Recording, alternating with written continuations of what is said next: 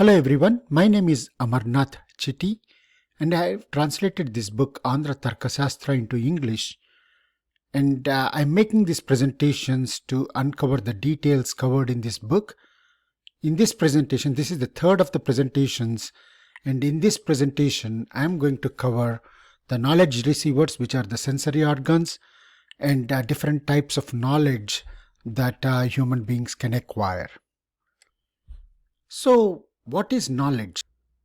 Knowledge is the information about an object or a topic.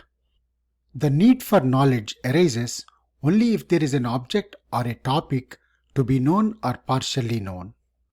The sensory organs that fetch knowledge are called jnanendriyas in Sanskrit. These are the organs that support the basic actions like hearing, touching, seeing, tasting, and smelling. And the organs that support the bodily activities are called karmendriyas, which is of not interest from the knowledge, gaining the knowledge perspective. In a sense, material could be observed with jnanendriyas only. There are three types of aspects of matter which are relevant for elementary matter like earth, water, fire, and air. They are namely the body, the organs, and purpose. The body of the object is the material existence of the object uniformly across the entire object. And the features exhibited by the objects like color, touch, smell are the organs attached to that object. And the object should have a purpose. So these are the three aspects that an object should be observed from. Let's revisit the 9 elements of matter that were discussed in the previous presentation. The first 5 elements of the matter, namely earth, water, energy, air, and ether, they can acquire form or shape, and they exist in two forms, two types. They are permanent in nature at atomic level and temporary at macro level. That means their properties are eternal at atomic level, and when they acquire a shape or a form into a huge form, then it becomes temporary.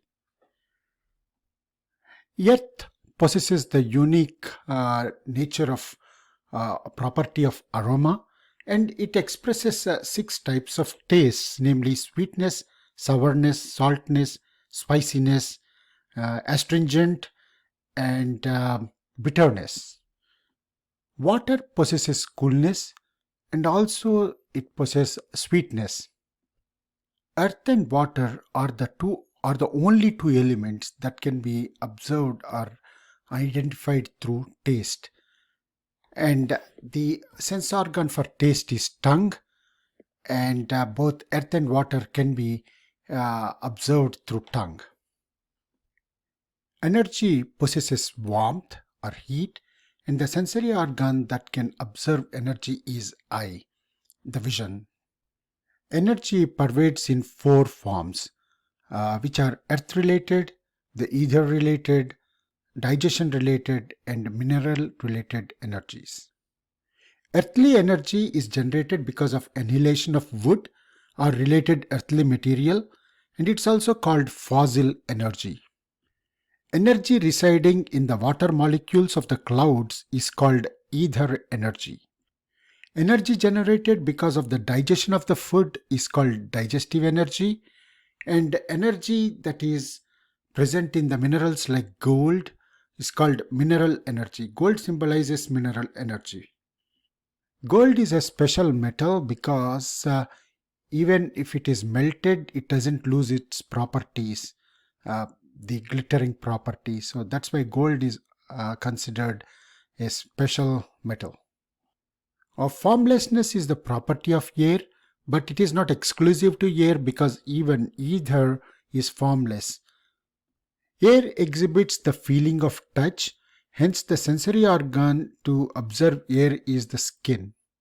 There are 3 types of air that are possible. The bodily air, that means the air within the human body. There are 5 types of bodily air.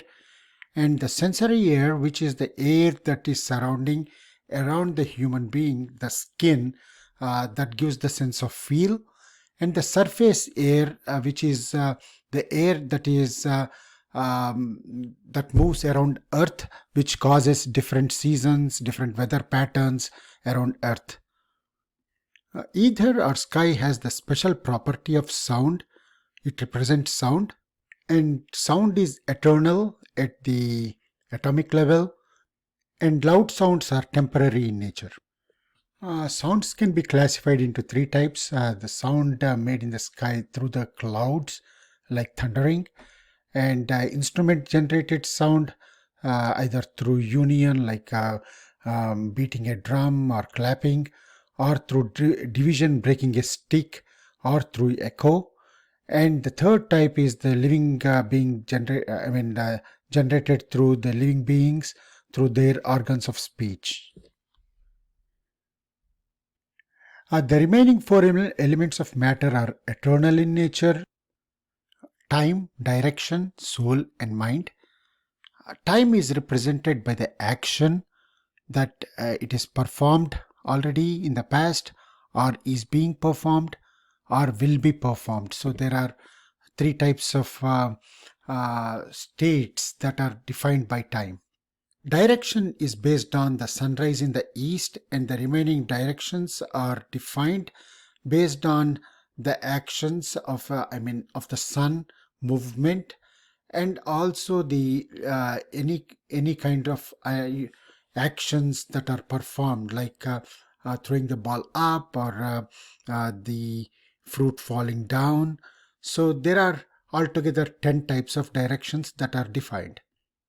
Human soul and mind are interrelated, and soul is associated with knowledge, and mind experiences the comforts and sorrows. Soul and mind are not atomic in nature. They pervade across the dimension of the body. That is, the living soul and living mind has the dimension of the living body. Mind is most important for the sensory organs to function. One gets clear vision only if eyes convey the information to the mind, and mind perceives the object that is being viewed by the eye. Similarly, taste can be observed only if taste buds can convey the information to the mind. Skin can feel the touch only if mind is active. Similarly, smell can be observed by the nose only if mind is able to perceive the smell. And sound can be absorbed by the ears only if mind can be active and working. Sensory organs help us to understand the properties of the material. Number identifies the quantity of the material, and it can be measured with vision or touch. Measurement is associated with all 9 elements of the matter, and it can be classified into 4 types. They are atomicity, importance, vastness, and specificity. Measurement at an atomic level is not possible in physical sense, but it can be talked in a qualitative way. Differentiation is used as a method to differentiate or separate the material based on their properties. Such separation is made for any action-oriented purposes. Association and dissociation are the two properties that would define if two material, or if the material they have a direct association or an indirect association, or the lack of it. For example, when a person holds a book, there is a direct association between the book and the person's hand, whereas if there is a note inside the book, there is an indirect association between the note and the human hand. Preference and non-preference are the words that define proximity, farther or farther, or eldest or youngest kind of relationships. There are 2 types of preferences. It is self-defined preference or time-defined preference. As per Tarka Sastra, destruction is the action of movement in the downward direction towards the earth. When a fruit falls off a tree, fruit gets into action by moving downward, initially because of gravity and later on because of the velocity gained out of um, the uh, the fruit falling on the earth. So, as per Tarka Sastra, uh, the attribute of gravity is applicable to earth, water, and energy elements. However, modern scientists have confirmed that air also need to be included in this list. Flow is defined as the movement from a higher zone to a lower zone, and this is applicable to earth, water, and energy elements only. Flow is essentially the property of a liquid, and there are two types. One is the natural liquid flow, which is the natural property of liquid, and induced. That means when earth is mixed with water or energy, then earth can get the properties of flow. Similarly, energy. Intimacy is the property of coexistence between materials. For example, water and uh, charcoal powder, it can form a liquid. So the property of charcoal is still maintained. Similarly, the property of water is also maintained. So they can coexist together. Now let's get into the details of how knowledge is exchanged. So a transaction is a exchange of statements between people.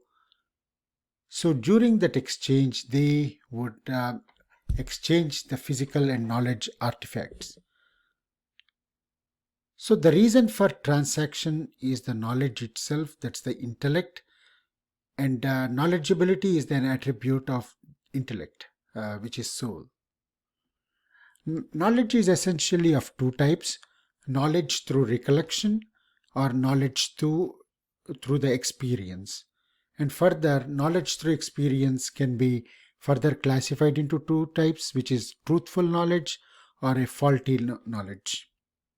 Suppose when you meet a person, a stranger at one place, and you get acquaintance with him, that is the initial experience. You know that person. And when you meet the person again after a month at a different place, then you get the knowledge that it's a recollection that you have met this person earlier, and you get the knowledge about that person because of recollection. Faulty experience is when you meet a stranger, you think he's a gentleman, but you don't know he's a thief. But so that's yeah, there are many reasons for faulty experiences. That's a different topic that will be covered in the later on parts of the presentations. So the focus will be on truthful experience in this presentation. Truthful knowledge is of four types. The first one, the knowledge you gain out of physical experience. In Sanskrit, it is called pratyaksha gnanamu. And the knowledge you get through inferential knowledge, which is called anumiti in Sanskrit. And knowledge because of the resemblance, like analogical knowledge. So this is called vupamiti in Sanskrit. And the fourth one is the knowledge from the surrounding sound. So experience through sound. So that is called sabdagnanamu. In the next presentation, we are going to cover the reasoning, the motive, the hypothesis, and other key Tarkasastra terms. With this, we cover chapter 3, 4, and 5 of this book, and we'll start with chapter 6 in the next presentation. For copies of this book, please email me at tarkaforall@gmail.com. Thanks for your participation.